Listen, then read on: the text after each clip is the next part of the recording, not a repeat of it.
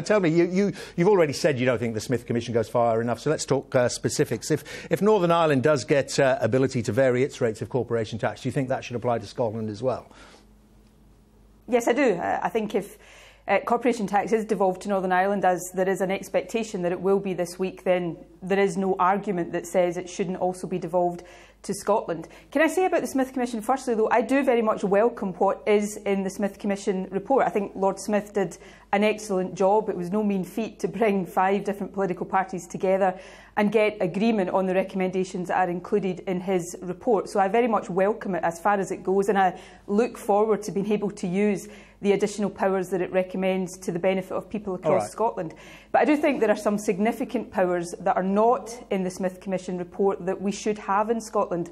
Corporation tax, indeed a range of taxes, are one of them, but also power over the minimum wage, greater powers over the social security system, because what is really important is that we get our hands on the range of levers of power that allows us to grow our economy and tackle some of the deep-seated inequalities that we have in Scotland. Just list those for us. We've got corporation tax. What about tax thresholds, benefits, even VAT?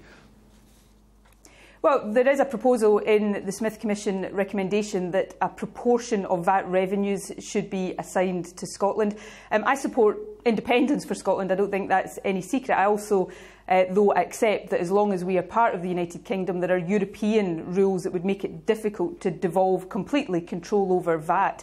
But what I do think is important is that we have a range of taxes under our control. The Smith Commission recommends income tax to be devolved, although interestingly it says that the personal allowance of income tax, which is one of the key levers you could use to lift people out of poverty, should remain reserved to Westminster. So, you know, my key reaction here is that the Smith Commission is welcome insofar as it goes. I think it's the power of votes in Scotland in the referendum that have forced the pace to this stage. I think now the Scottish people can decide if they want to use the power of their votes in the general election to up this offer and get more powers devolved to Scotland.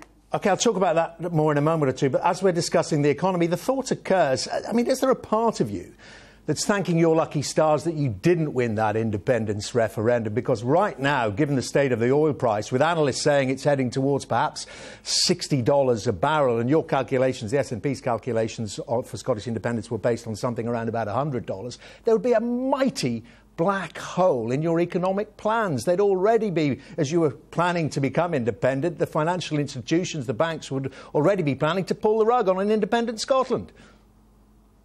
Well, the oil price right now is the feature of factors around supply and demand in the global market. The majority of independent forecasts suggest that oil prices will rise again next year. I think the projection is that oil prices will be over $100 a barrel next year. OPEC also projects and forecasts rising oil prices. So the outlook those aren't in the forecasts I've read, Ms Sturgeon. I think you know, the forecasts are still heading down.